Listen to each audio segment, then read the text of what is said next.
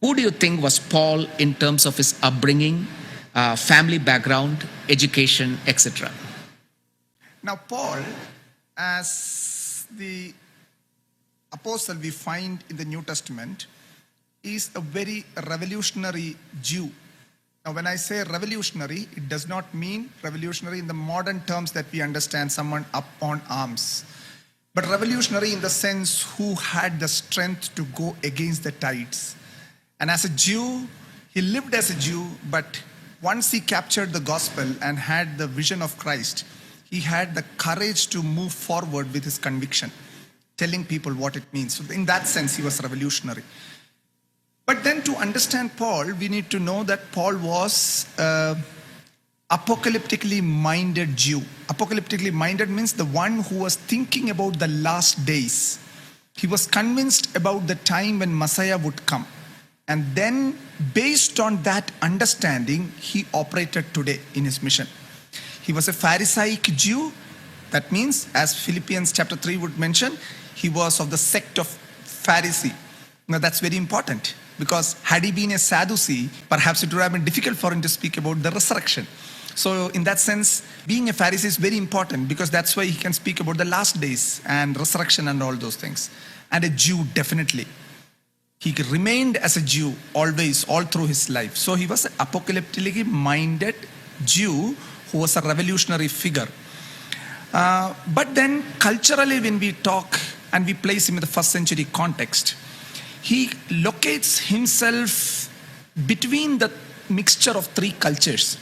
That means Jewish, by ethnicity he was a Jew, culturally he was a Greek, and politically by citizenship he was a Roman.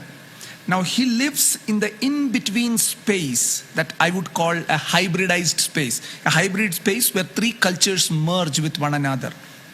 He lived in that space. So he simultaneously was a Jew, he was equally like a Greek, and he was politically a Roman. So that is his identity.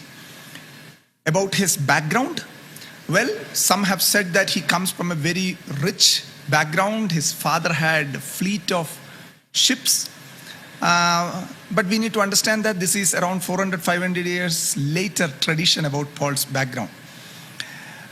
If you go and understand Paul, probably I personally believe that Paul was from a middle class family, but not a poor, not very rich, good enough to acquire education. His father was able to send him for a good education under Gamaliel. But at the same time, the background, how he acquired citizenship. Citizenship in the Roman Empire could be attained either by paying a huge sum of money. He was from Cilician region, from Tarsus. His grandfather or father could pay huge money, and then he could be by birth a Roman citizen. Or he could be one in the generation of the manumitted slaves, the slaves who were freed. And we know that during the time of Julius Caesar, before this, a lot of Jews were picked up from Jerusalem and Judean region and were resettled in the Galatian region and down in the Cilician region and all as slaves. It was an ancient technique of the empires to retain their control by bringing aliens, people from other places, and relocate them among the people so that they would be able to infiltrate into the local. So Jews were used in that sense. Most probably, I personally argue and believe, along with a few scholars, that Paul's forefathers were taken into slavery. But so when a slave used to be set free, automatically if the owner is a Roman citizen, when the slave is liberated, the slave acquires or receives citizenship right.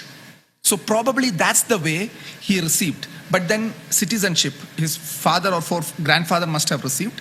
And when Paul was born, he was born in a setup where, a manumitted slave was able to work.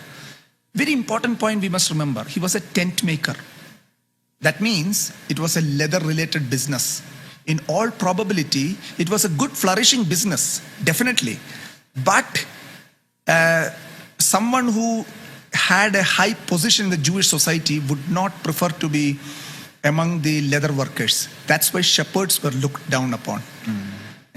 And Paul had that his family business, and that's what he used as a tent making business. So that's the important thing. Education wise, Paul was very good in Hebrew, he was very good in Greek, but his Greek doesn't compare with the classical Greek. So that means sometimes we overestimate that Paul studied in the Oxford of that time, Cambridge of that time.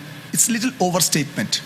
The standard he reflects is a very quality one, but not unknown to an educated Jew. And rhetorics that he used probably were acquired both from his moving around in the Greek culture, also in the synagogue, where young boys used to be taught some part of Greek rhetoric so that they can go out into the diasporic land, into places away from Palestine and Judea. And these Jewish boys who were born and brought up in the cities, Greek cities or Roman cities, could be taught. So they need skills. So probably as a rabbi, when he got the training, he acquired these skills. So definitely he knows Greek. He understands the culture and all that. But we must be careful how much we take mileage out of it to understand Paul as a highly educated man. That's all.